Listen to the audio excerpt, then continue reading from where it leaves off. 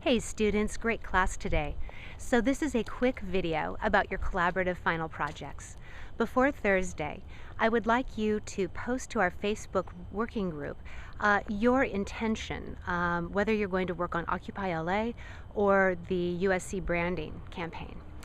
In both cases, you'll be talking about social media. In terms of the OccupyLA movement, I'm thinking that you might compare embodied experience of the movement by actually going to the site and perhaps capturing some video, certainly participating in the social media stream and observing it.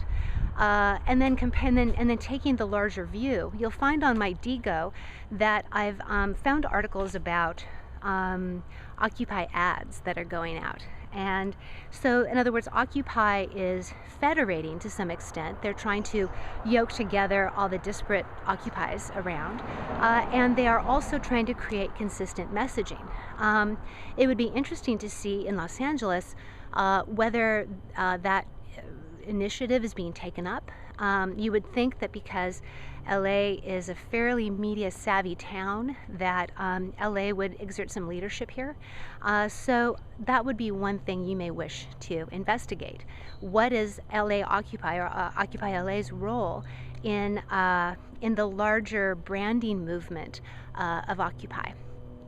In terms of the USC branding, Cynthia and Keith and I had a conversation today about the lack of integration among the different platforms that USC, social media platforms that USC is using to convey its message to a variety of target audiences. When I imagine you working on the USC branding campaign, I imagine you focusing fairly tightly on target audience and also on platform. So you would choose one target audience, for example, prospective students or current students or parents or alumni, and then you would also choose a platform.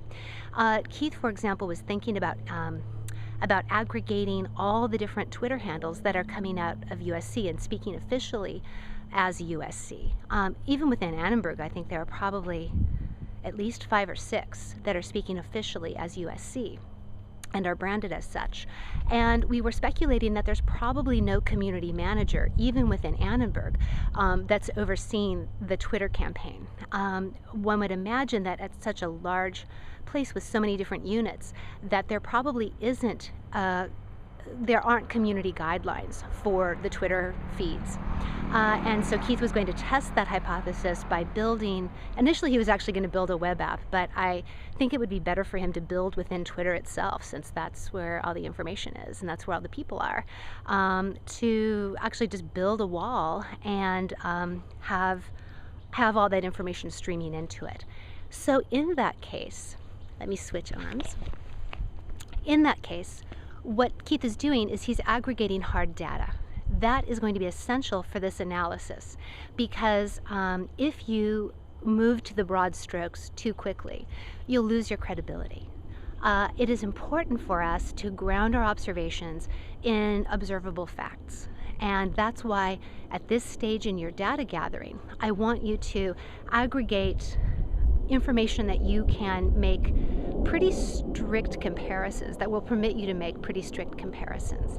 So if you're looking at video, for example, I'm going to wish you to bring to bear the same critical rubrics on all of those videos. And we talked about what some of those are today when we analyzed USC Loves LA, the video that we decided was targeted at prospective students and probably boys, like 15 to 17. So think a little bit about how you can choose a platform, how you can choose an audience, a target audience, and then measure the efficacy of that branding. Ideally, each of you on your teams will knit together the different individual projects. I want to be able to evaluate you both as individual learners and as collaborators in this assignment. So when you come in on Thursday, and we are all face-to-face, I want you to sit in clusters according to group, and then I'll kind of float between you, quite literally float through the ether, to work with you and talk concretely, as I did today with Cynthia and Keith. So I will be in Los Angeles on Wednesday the 16th, so that is 8 days from now. and I'll have ample time to hang out and work with you.